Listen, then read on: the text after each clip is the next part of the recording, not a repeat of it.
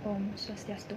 Perkenalkan, saya Niputu Mila Cesarista dengan NIM 1817051231. Nah, di sini saya akan mempresentasikan materi mengenai proposal saya yang berjudul Pengaruh Lama Usaha, Budaya Organisasi, Teknologi Informasi, dan Tax Planning terhadap kualitas laporan keuangan UMKM di Kabupaten Buleleng. Sebelum memulai presentasi, saya ucapkan terima kasih kepada dosen pembimbing saya, yaitu yang pertama ada Bapak Profesor Dr. Ananta Wikramatungga Atmaja, SE, MSI AK, dan pembimbing dua saya, Ibu Gusti Ayu Ketut Rencana Sari Dewi, SE, MSI, dan dosen penelaah saya, yaitu Ibu Niluh Gede Erni Suwindawati, SE, AK, MPD. Baik, langsung saja pada materi yang pertama mengenai latar belakang dari penelitian ini. Nah, latar belakang dari penelitian ini yaitu pada perkembangan perekonomian di Indonesia saat ini tidak luput dari adanya pandemi COVID-19 yang menyebabkan kontraksi ekonomi di negara ini, sehingga terjadi penurunan di berbagai sektor, salah satunya sektor ekonomi, yang mengalami penurunan mencapai 2,07%. Nah, penurunan ini disebabkan oleh adanya pengurangan konsumsi rumah tangga akibat pembatasan sosial, kemudian penurunan investasi modal, kemudian pengeluaran pemerintah yang rendah seperti belanja barang.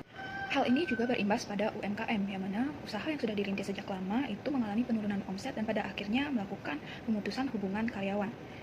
Tidak hanya itu, UMKM juga masih dihadapkan pada permasalahan klasik, yaitu kurangnya pendanaan. Nah, dengan kondisi seperti ini, UMKM harus tetap didukung dan dikembangkan, karena UMKM dapat menghadapi ketidakpastian dari gejolak ekonomi global. Tidak hanya itu, UMKM juga dipercaya sebagai mesin penggerak perekonomian Indonesia karena unitnya yang lebih banyak dibandingkan dengan perusahaan besar. Dan UMKM pun menjadi elemen penting dalam perekonomian Indonesia karena mampu menciptakan lapangan pekerjaan dan menghasilkan pendapatan.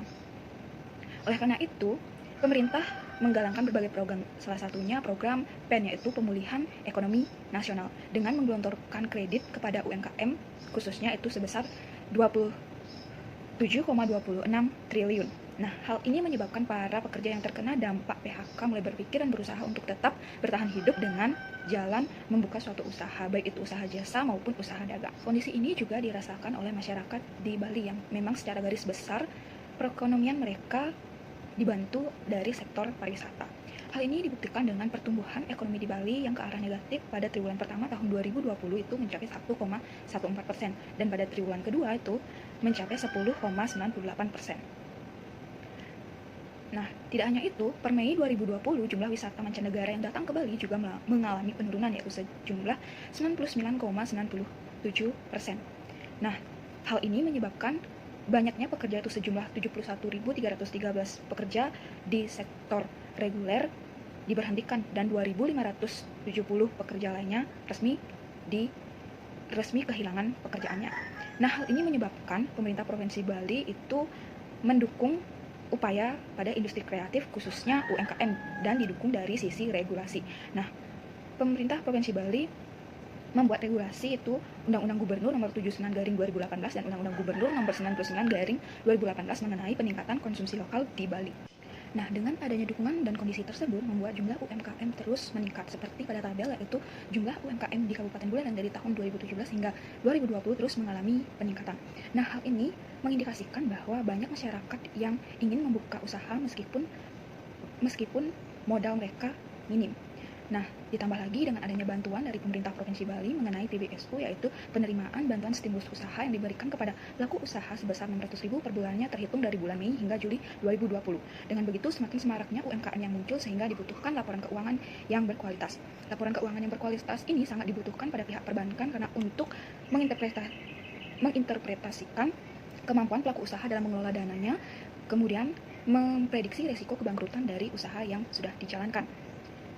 Namun, pihak perbankan mengalami dilema, yang mana mereka harus menyalurkan kredit dengan jumlah yang besar yang sebelumnya tidak disalurkan secara optimal, namun di sisi lain masih banyak pelaku usaha yang menganggap bahwa laporan keuangan itu tidak penting.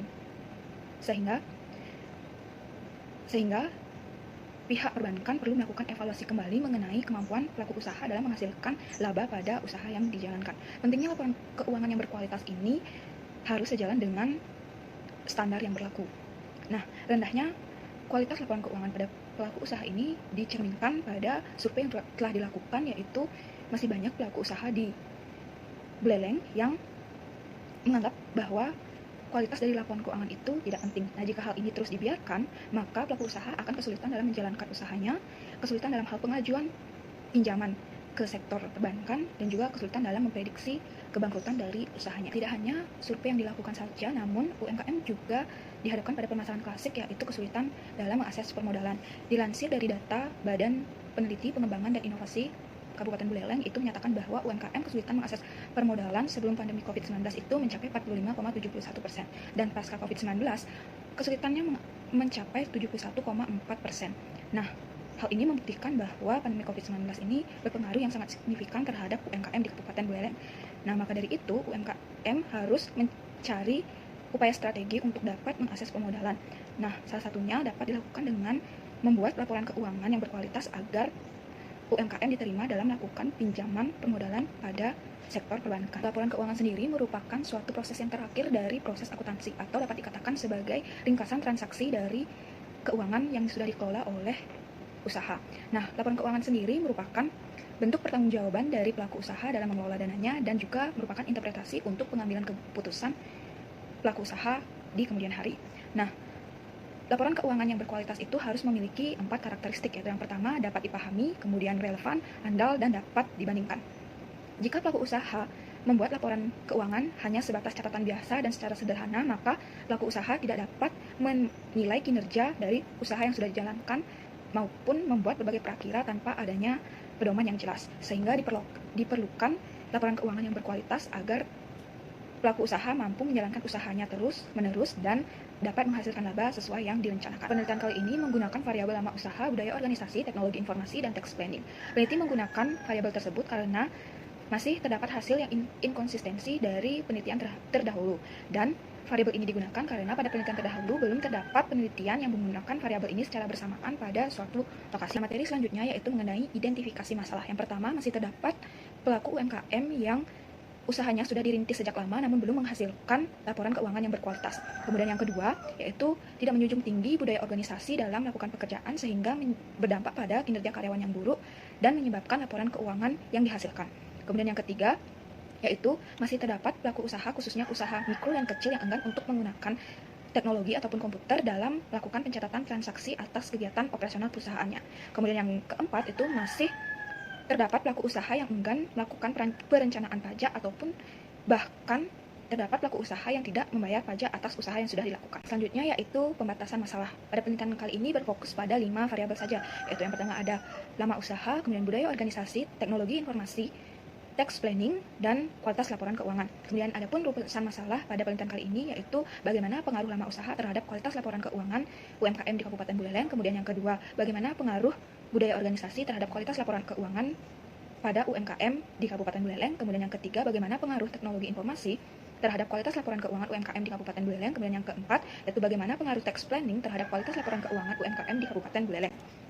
Nah, selanjutnya adapun tujuan penelitiannya yaitu ada 4, mengacu pada rumusan masalah yang sudah disampaikan. Adapun manfaat dari penelitian kali ini yaitu terdapat manfaat praktisi dan manfaat teoritis, yang mana manfaat teoritis ini bermanfaat bagi peneliti, bagi pelaku usaha, maupun bagi Universitas Pendidikan Ganesha. Materi selanjutnya yaitu mengenai kajian teori. Yang pertama, pada penelitian kali ini menggunakan teori stakeholder, yang mana menjelaskan bahwa pelaku usaha tidak harus bertindak untuk kepentingannya sendiri, namun juga bermanfaat untuk stakeholder. Stakeholder sendiri merupakan kreditur seperti bank dan lembaga keuangan mikro masyarakat. Hal ini mengacu pada sumber daya ekonomi yang dimiliki stakeholder untuk disalurkan kepada pelaku usaha agar mampu mendukung kegiatan operasi perusahaannya. Untuk itu, pelaku usaha dituntut untuk mendapatkan dukungan dari para stakeholder dengan cara meningkatkan kepercayaan para stakeholder terhadap kinerja yang dimiliki pelaku usaha dengan menyajikan laporan keuangan yang berkualitas. Kemudian yang kedua ada lama usaha. Lama usaha merupakan waktu yang telah dilalui dan masih dijalani oleh pelaku usaha dalam menjalankan usaha yang telah dirintis, dengan asumsi bahwa semakin lama usaha yang telah dirintis ini akan memberikan pengalaman mengenai atau menyikapi bagaimana pentingnya laporan keuangan. Ketiga, ada budaya organisasi, merupakan seperangkat sistem nilai, keyakinan, asumsi, dan norma-norma yang berjalan sejak lama dan diikuti oleh anggota organisasi untuk bertindak menyelesaikan permasalahan yang dihadapi oleh organisasi tersebut. Yang keempat, ada teknologi informasi, merupakan perkembangan di bidang informasi dalam menjalankan operasional sehari-hari, baik dalam peroleh informasi maupun menyebarkan informasi. Selanjutnya itu ada tax planning. Tax planning merupakan strategi wajib pajak yang sah atau legal untuk mengelola akuntansi dan keuangan guna meminimalkan beban pajak yang dibayarkan dengan tidak melanggar peraturan perundang-undangan. Selanjutnya ada kualitas laporan keuangan. Menurut IAI, kualitas laporan keuangan itu harus memenuhi karakteristik kualitatifnya, yaitu yang pertama,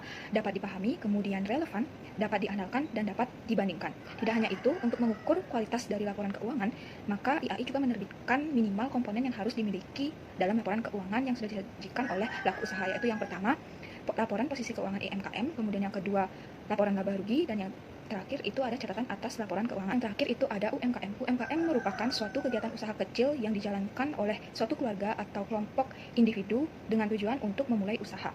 UMKM ini diatur dalam Undang-Undang Republik Indonesia Nomor 20 Tahun 2008 mengenai usaha mikro, kecil, dan menengah. Selanjutnya itu ada kerangka berpikir seperti tampak pada bagian berikut, di mana X1, X2, X3, dan X4 masing-masing berpengaruh terhadap Y. Dapat dirumuskan hipotesis dari penelitian kali ini, yaitu H1, lama usaha berpengaruh positif terhadap kualitas laporan keuangan UMKM di Kabupaten Buleleng. H2, budaya organisasi berpengaruh positif terhadap kualitas laporan keuangan UMKM di Kabupaten Buleleng. Kemudian H3, teknologi informasi berpengaruh secara positif terhadap kualitas laporan keuangan UMKM di Kabupaten Buleleng. Dan yang terakhir itu tax planning berpengaruh secara positif terhadap kualitas laporan keuangan UMKM di Kabupaten Buleleng. Yang selanjutnya ada metode penelitian. Kali ini rancangan penelitiannya menggunakan pendekatan kuantitatif dengan teknik pengumpulan data kuesioner. Tempat penelitiannya yaitu pada Dinas Perdagangan, Perindustrian, dan Koperasi UMKM di Kabupaten Buleleng. Untuk waktu penelitian itu dari Desember hingga selesai pada UMKM di Kabupaten Buleleng. Dan populasi penelitian kali ini yaitu berjumlah sementara sebanyak 36.954 unit usaha, dan sampelnya yaitu menggunakan tabel dan rumus Isaac dan Mikal sebanyak 269 sampel. Baik, untuk selanjutnya penelitian kali ini menggunakan variabel, yaitu variabel bebas atau X, yaitu ada lama usaha, budaya organisasi, teknologi informasi, dan tax planning. Kemudian variabel terikatnya atau Y itu menggunakan kualitas laporan keuangan. Nah, jenis dan sumber data pada penelitian kali ini yaitu jenis penelitian kuantitatif, dan sumber data yaitu sumber data primer dan sekunder. Sumber data primer merupakan sumber data yang diperoleh dari responden, dan sumber data sekunder merupakan sumber data yang diperoleh dari artikel maupun jurnal ilmiah. Nah, adapun metode pengumpulan data pada penelitian kali ini yaitu dengan cara survei langsung dan menyebarkan kuesioner secara online. Selanjutnya itu ada instrumen pengumpulan data pada penelitian kali ini, yaitu dengan instrumen penelitian kuesioner yang diukur dengan menggunakan skala nominal pada variabel lama usaha dan skala Likert pada variabel budaya organisasi, teknologi informasi, tax planning, dan kualitas laporan keuangan. Nah, untuk metode dan teknik analisis data yang digunakan pada penelitian kali ini dibantu dengan SPSS dalam pengujian datanya. Adapun pengujian data yang dilakukan, yang pertama uji kualitas data berupa uji validitas dan uji reliabilitas. Kemudian yang kedua ada uji asumsi klasik berupa uji normalitas, uji heteroskedastisitas, dan uji multikolenialitas. Adapun uji hipotesis berupa uji analisis regresi linear berganda, uji koefisien determinasi, dan uji T.